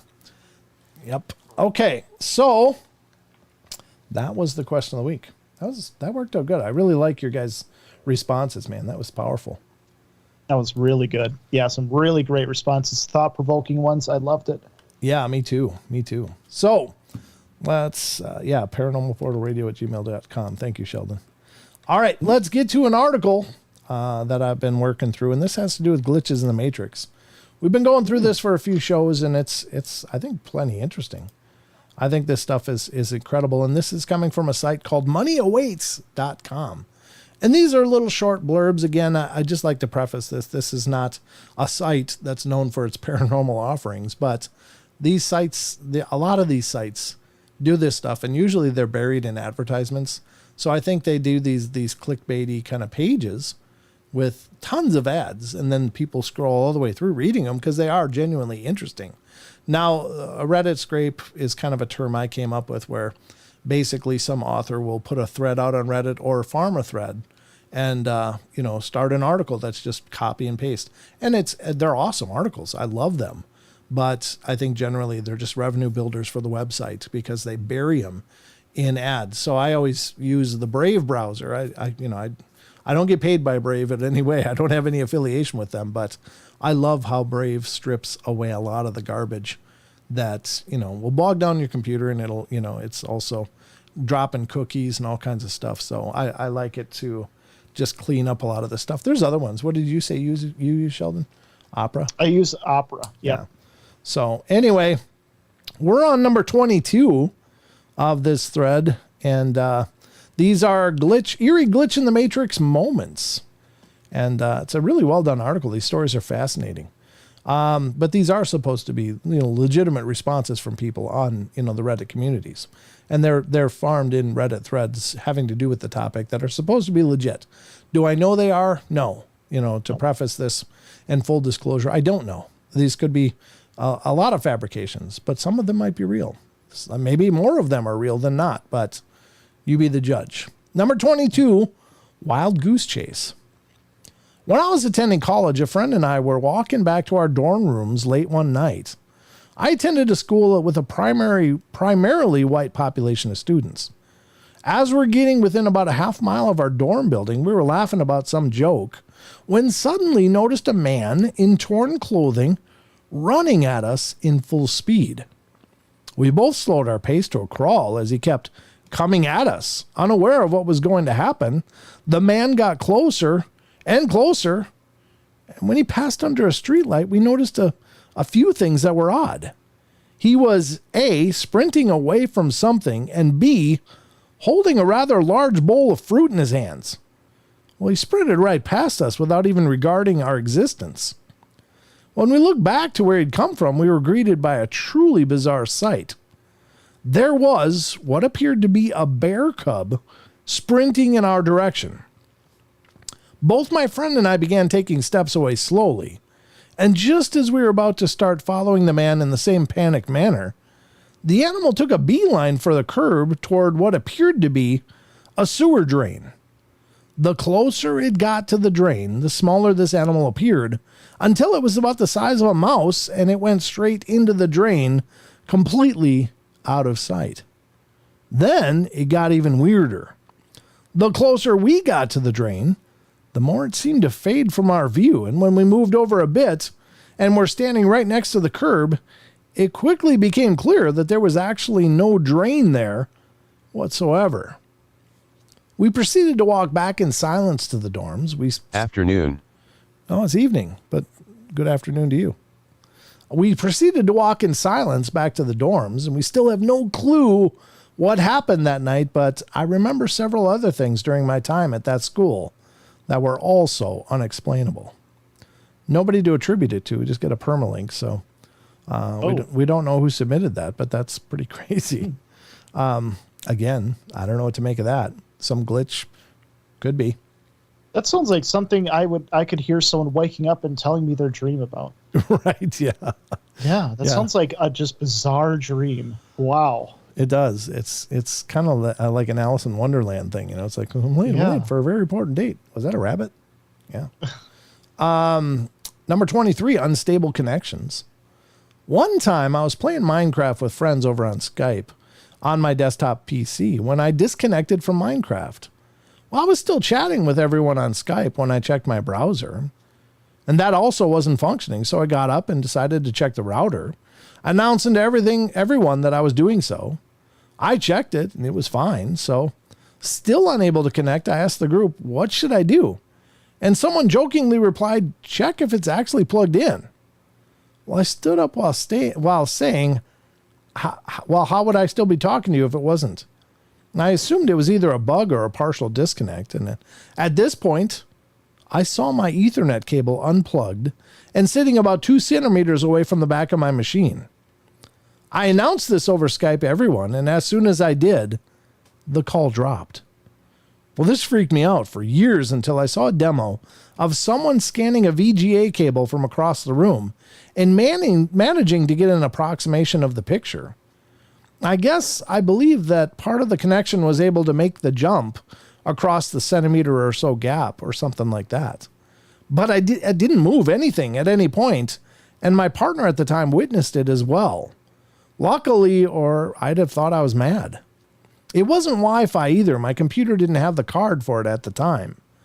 I'd even theorized that at the time that it was some kind of surveillance installed covertly on my computer that routed my internet via a different medium. But either way, it freaked me out, and I guess I'll never know for sure. That was by Danither. Well, yeah. I mean, it's low voltage. That shouldn't be leaping across. I don't know how a person made a scan of a VGA cable from across the room. I don't know. I've never heard of that. But maybe it's possible. I don't know.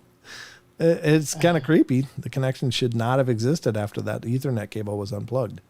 Yeah. So there you go. What do you make of that, folks? I don't even know what to make of that. There's a lot of conclusions I could have on. I don't know. Well, me either. So you're not alone. I don't know what to make of it, but it's pretty incredible. I guess it's kind of like the ghost phone calls where, you get a call and you talk and it's like you hear static and stuff and you're like, what the hell? And then you put the phone receiver down, you look and it's unplugged. It's like, whoa. Maybe it's something like that. It's a different kind of Wi-Fi. I just wish they wrote more. Like, did your friends be like, oh, what happened? You were talking to us. Or was like, I don't even remember talking to you last night type of thing. Oh, yeah, that would have been true. Yeah. Was it some other reality, Was it a slip of sorts, dimensional or something? And he was still able to communicate from the dimension he was in, which was still plugged in. I don't know. That's a good point. Could it be some dimensional shift? I think that happens maybe more than we realize because I can't tell you. I mean, a handful of stories that we've covered through the years where people have a little different version of reality, and it's actually almost a deal breaker to people that have been together for, decades. Suddenly they just don't feel like they know the person they're with because there's these variations of their story and it wasn't at all what they were used to. So that's kind of tragic, really. Yeah.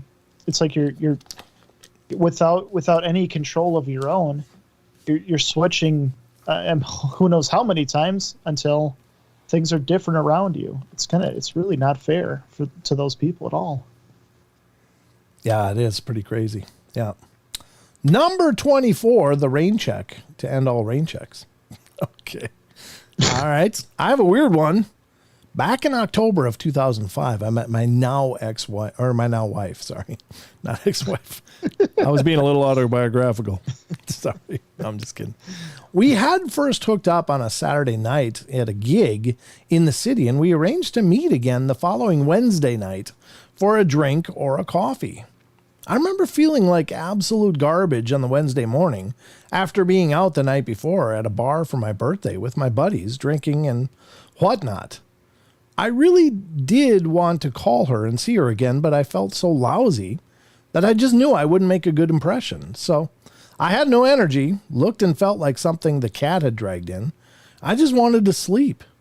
I was really dreading calling her to postpone and in case she would take it the wrong way and think that I was trying to ditch her. When my cell phone rang that afternoon, I answered it automatically without really registering the number, as it was an old crummy Nokia with the green 2-inch screen. It was a girl's voice on the line asking me if I would mind if she took a rain check on our date that evening. She said she was hoping we could meet up again the following weekend instead, as she was really tired from work. Totally relieved, I said it would be no problem at all. And when we met up again the following Friday, we got to talking and I confessed to her that I was glad she postponed our date as I felt terrible the previous Wednesday. Her reaction was mind-blowing. She replied that she hadn't called me on Wednesday afternoon and that she hadn't rain checked our initial date. She had, however, been expecting my call, and she told me that she just assumed I didn't call her because I was being a jerk. She said when I actually did call her the following Thursday to arrange the date, she changed her opinion and thought that I was okay. My phone record showed that I had accepted a call on Wednesday afternoon that lasted 3 minutes, but the number came up blocked. I guess in hindsight, I could have investigated further by asking the cell phone company to obtain the details of the blocked number, but I didn't really think too much about it back at that time. Now, as time goes by, I sometimes wonder if whoever I spoke to on my phone on that Wednesday afternoon intervened in our lives in some way for a reason. We're married and with children today, and from time to time when I contemplate the event, some Marty McFly and Back to the Future type ideas come into my mind. Who the heck knows? I just know it was something odd odd as a cod. Odd as a cod. Okay. Yeah. Well, good thing she kept you. Your colloquialisms are a little flat, but it was odd as a cod. Wow. What a statement. What a statement. Yeah. But very interesting. Okay. That was by Real Victor Giraffe. Well, thank you, Real Victor Giraffe. Very interesting. All right. What time have we got? 10:33. Okay. 10:33. Or 8:33 for you. Maybe we should go to the cryptid corner because I want to get in some cryptids. I know some of you are waiting. So what do you think, Sheldon? I'm ready. Should we do some cryptozoology? Always. Always, he said. All right. Well, we're going to go to the cryptid corner, ladies and gentlemen, read a few of these and see what you think. I think, if anything I know about our audience is that we got a real strong cryptid enthusiast population here, and I'm one of them. I think I'm actually fascinated and enthralled by all of this stuff. I think it's all fantastic and amazing and cool and wonderful and interesting and perplexing, all of that. So let's see what Sasquatch Chronicles has to say. The balls are on, by the way, behind me. They're not flashing, but I'm just saying, if you see them flash, let me know. I haven't seen them go off, but I don't have eyes in the back of my head, so, and I don't often see the camera view. So if they go off, that could mean someone's here because they haven't been doing nothing tonight, as far as I can tell. So anyway, even the ghost box has been a little quiet now for a while after Matthew and William stopped in, and afternoon. Otherwise, we haven't seen any presences pop up or anything, so we'll see. But let's go to Sasquatch Chronicles blog. You go to SasquatchChronicles.com and check out the blog, and you'll be met with a ton of articles and links that Wes has posted. What's funny? What happened? Sorry. A ton, Sheldon. Yeah, a ton. Sheesh. All right, a ton. Let's get to this article, and this is from May 30th, so just a couple days ago. He was facing this creature. Special thanks again to Wes for letting us use this. These stories I find them just brilliant and fascinating. A listener writes, I have a crazy interesting story for you about my boyfriend's interaction with what seemed like a juvenile Bigfoot. It was back in 2013, 2014 time in Livingston, Montana, and it was about midnight. The town was quiet during the summer. MT is Montana, I think. Yeah, MO is Missouri, and yeah, I think that's right. Sorry if I'm wrong. But my boyfriend at the time was 13 to 15 years old, and his brother and his older brother, and their friend was 16 to 17.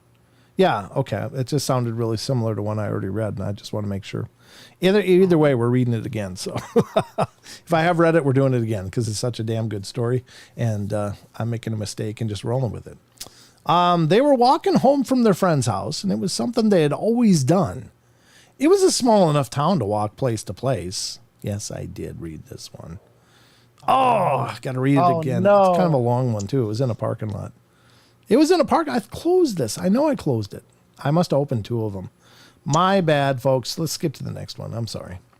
I don't want to read it again because it was a good story. I mean, it talked about how one was in front of the other two friends, and then in between them was what looked like a juvenile Sasquatch. And the friends that were behind saw that and were freaked out, and the friend that was in front turned around, and it was standing right in the light, and he could see it, but it was more silhouetted. But then it took off and kind of disappeared, and there was dogs barking and such. But yeah. Okay. Sorry about that, folks. That's my rookie mistake. I opened 2 of them by accident. This one's a real short one. This is from Sasquatch Chronicles blog, May 31st, 2 times in my life where I've heard this exact sound. A listener writes, when I heard this on YouTube, my heart started pounding. I can't believe this is recorded. I have a friend that's way into Bigfoot, and when I heard this, I shared it with him, and he immediately linked me, told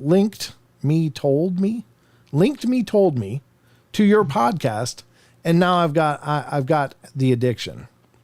The 2 times I heard this is engraved in great detail in my memory. I know exactly what I was doing and where I was. How long is this?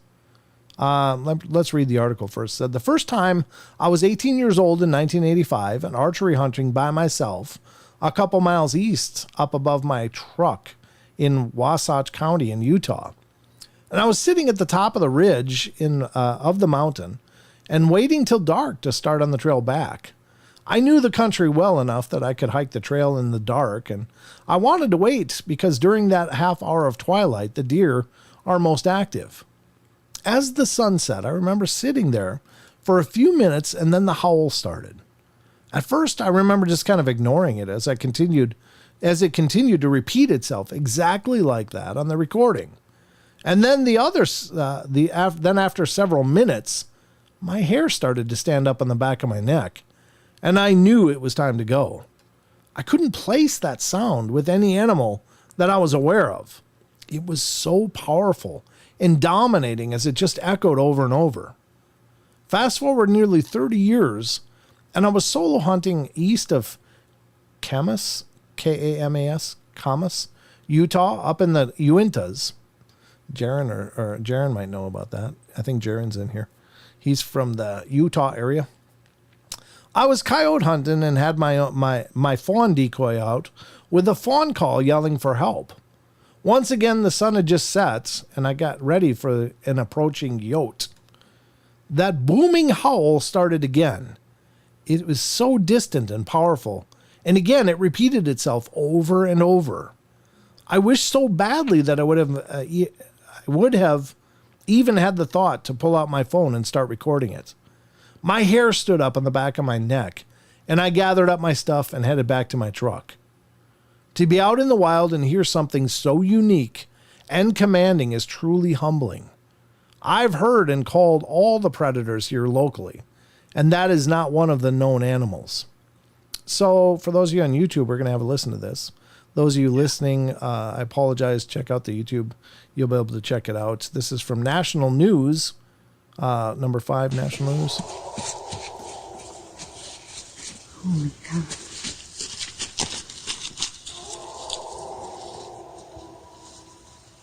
Wow.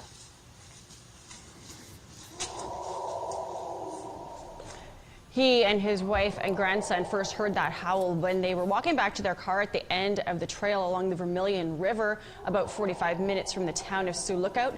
Initially, Mikas thought it was a moose or a bear, but the experienced hunter quickly realized that it was a sound he's not familiar with. Mikas posted 2 videos on YouTube where they have since gone viral, racking up 2 million views. Bigfoot, Sasquatch, a wolf, Mikas says we may never know. Yikes. Yeah, that's powerful. I don't know. I've heard, now I will say I've heard like some bloodhounds up in the mountain that were recorded, and they can sound really creepy as they're echoing through the hollers as the sound comes down. And I don't know. I mean, it can sound somewhat similar to that, but that, I don't know. That's pretty crazy. I guess you would have to have someone there that had bloodhounds that were just making a lot of racket. And I don't know. I'm not sure where that was. That was northwestern Ontario. So I know that, hounds are used in certain kind of hunting, like coon hounds and stuff, and they can bellow a lot.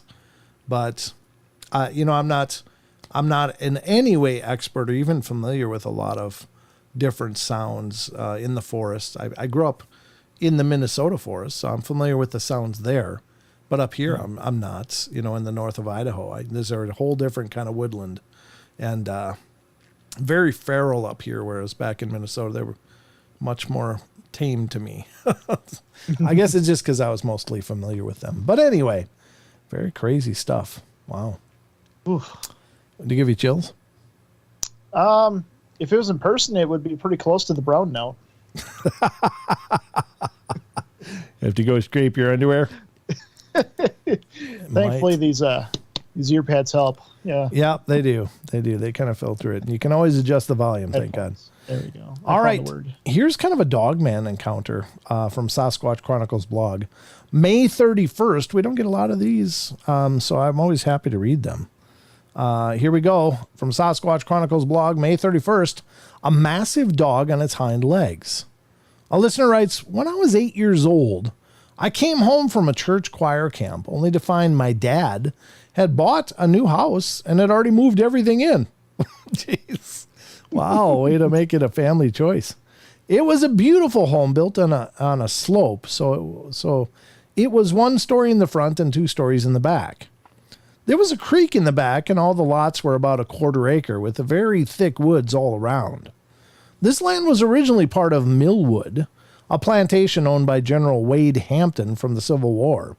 And this is in Columbia, South Carolina. And back then, this was considered the country, but now it's in town limits. So on about our 4th night of being in this house, my brother, who was 12, and it just says, and had a bedroom, on the back side of the house, 2nd floor, woke up and was visibly upset and said, come look.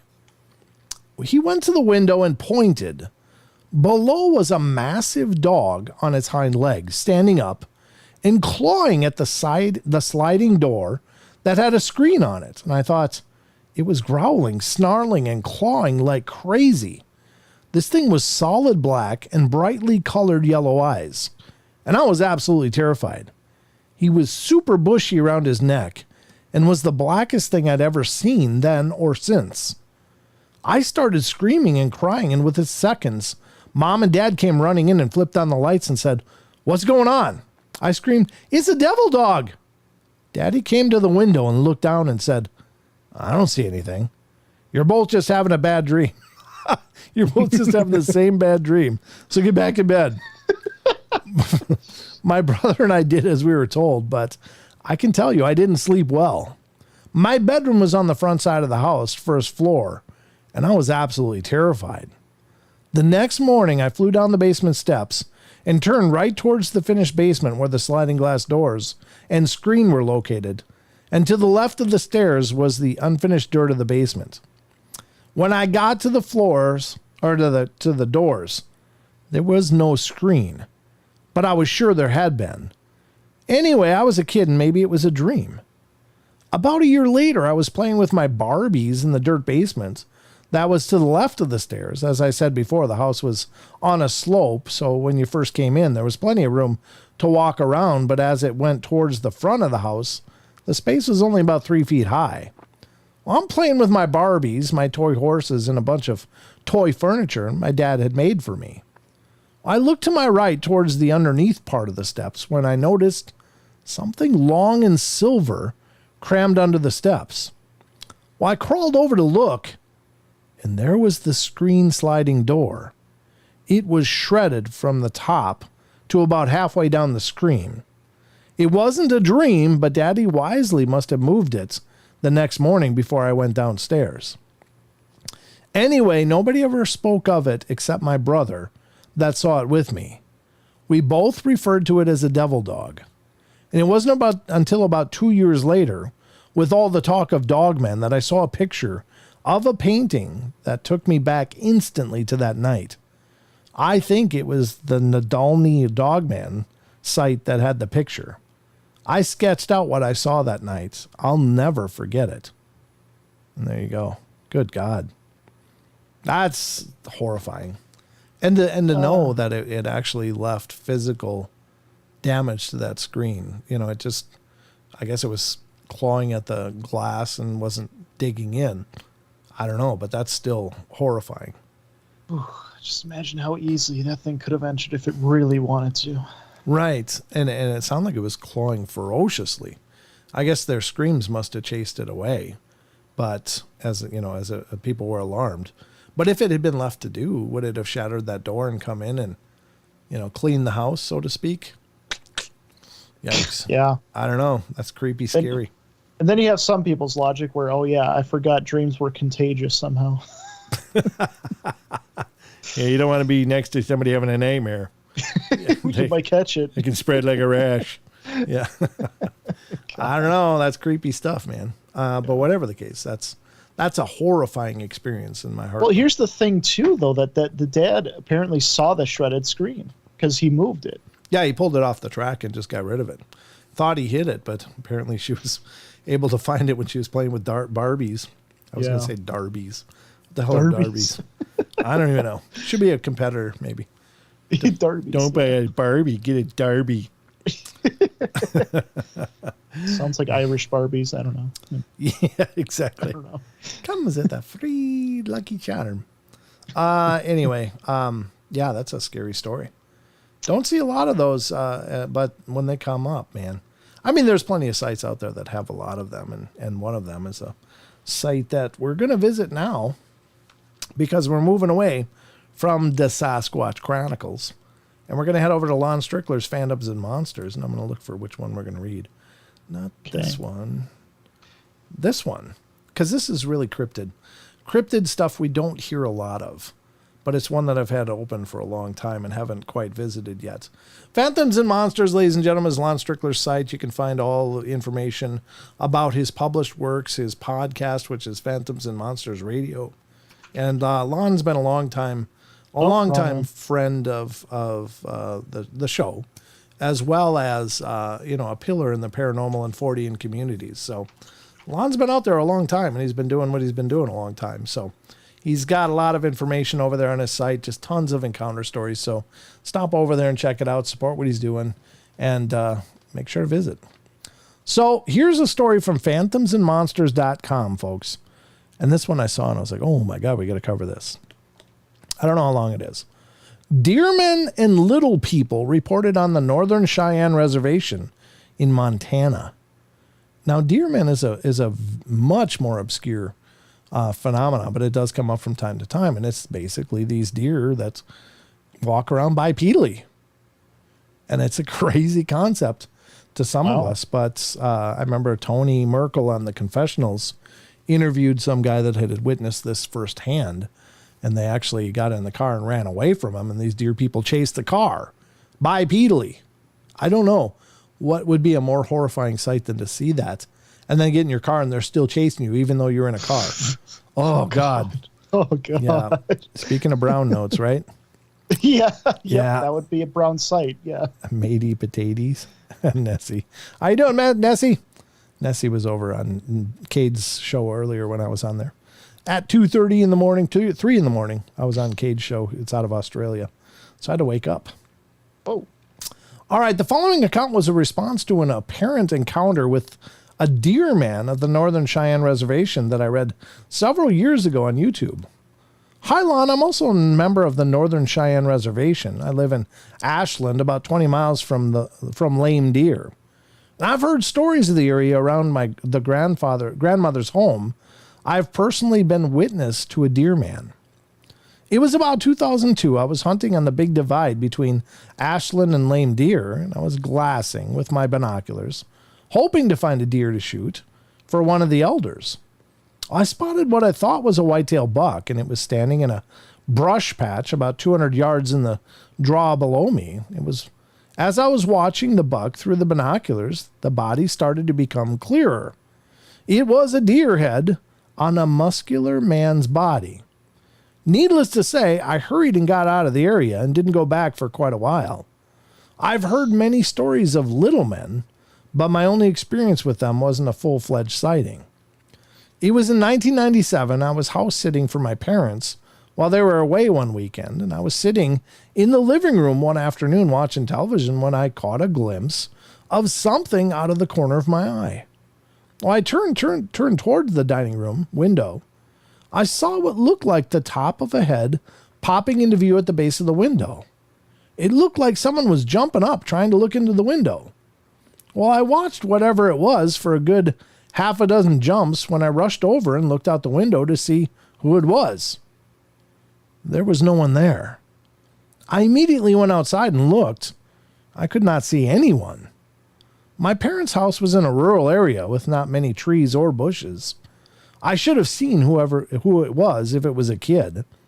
Whatever it was, I estimated it had to be about 3 feet tall if it jumped up and only the top of its head showed over the windowsill when it jumped. A close friend also had encounters with a little woman near her house, and she would hang laundry in her backyard. And then when she went back outside to take the laundry down, some of the clothes and sheets were on the ground or missing. And this occurred several times until she finally saw the little woman running through the yard at night. She believes that the little people on the reservation are invisible during the day. She described the little woman as being 2.5 feet tall, brown-skinned, and wearing a long, colorful shawl around her. There are a lot of strange sightings and encounters on this reservation. And again, that's the Northern Cheyenne Reservation, Ashland, Montana. Yeah, there's a long history of these diminutive little people, but they look very much like full-grown Native Americans, First Nation people, but they're just much smaller.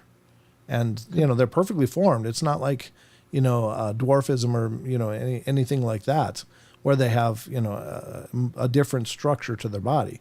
They look like a normal adult, but they're just so much smaller. Could it be Fae related?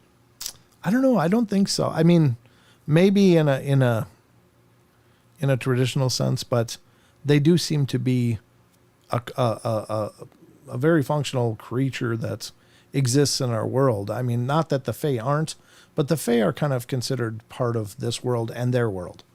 Whereas I think these beings are normally a part of our world, but they're just tiny. Kind of like when you watch The Lord of the Rings. If they were looking for the hobbits and they had to explain, well, no, it looks like a person except much smaller.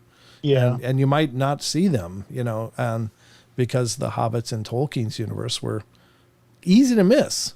And I think the same is true for this kind of thing, because we're just, I think that we when we observe things, we observe from a place of expectation a lot of times. And that's probably why a lot of these accounts of seeing things that aren't normal are just so overwhelming, because it just overwhelms our senses and our brain and our intelligence to see something that's not supposed to be there, Yeah. So I think that's very, very powerful. Let me close this, see what's next here. This one I just pulled up. What are we doing for time? Oh, we got to be done. We got to be done because we ran out of time. So we'll do this one tomorrow or whenever. But very interesting. Because we just got like a couple minutes left, folks. That's how quickly time flies in this time anomaly that we call the portal. Yep. Can you believe it? I never can. It just, I just know it's going to happen. It's just, but when it happens, like, wow, wait, it's now, It's now time. So, Sheldon, anything to share before we're done? Yes, if you guys want to join the Discord, that is the link on top. We got a permanent link now, which I'm so excited for. We got great discussions, great threads, great links, great people in our Discord, as well as the home base for the Paranormal Portal, which is paranormalportal.net. You can go see the schedule there, new releases, even get an interview if you wish, and learn more about Dad with his description. Wow, amazing. So that is all right there in paranormalportal.net. Yep. And I'll be here tomorrow. Thank you, Ruthie, for asking. Sheldon won't be, though. Nope. Sheldon's taking the Saturdays off now. He's got to have his weekends. Yep. He's a young man with a full and robust life and possibilities. That's right. I'm old. That's right. So this is my life and possibility. So I'll be back tomorrow night, and it'll be you and I and some ghost investigating, as well as the normal stuff. I'll be putting up a question of the week after the show here, and we'll dig into that tomorrow, as well as the news and so much more. But remember, we love you all. Be good, be kind, be nice. Take care of each other. Help each other out. Find the magic in every day. And remember to laugh as much as you can. Good night, everybody. And we'll see you tomorrow night at 7 p.m. Pacific. Until then, that's it for us. I'm going to roll. See you later. See you then. All right. Rolling the credits, Sheldon. You ready? What the hell is that face? Oh, you were looking at me. Yeah, I've got it right up here. Man, that's quite a grimace. All right, guys. We'll talk to you tomorrow night. Good night.